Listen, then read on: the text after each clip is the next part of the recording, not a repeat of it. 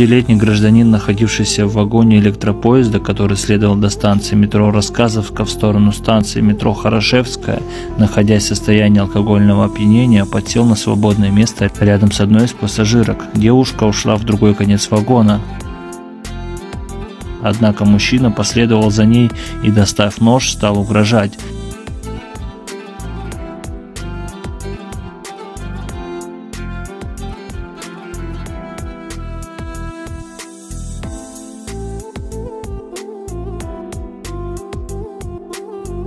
Один из пассажиров подошел к злоумышленнику, схватил его и повалил на пол, заблокировав его действия.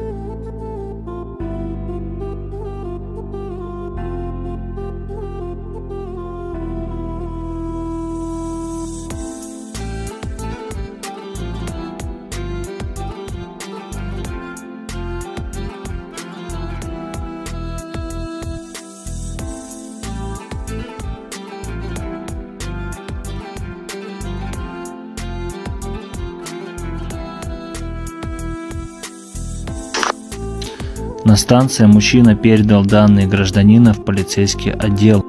Позже нож находился на экспертизе. Объяснить цель своего поступка задержанный не смог.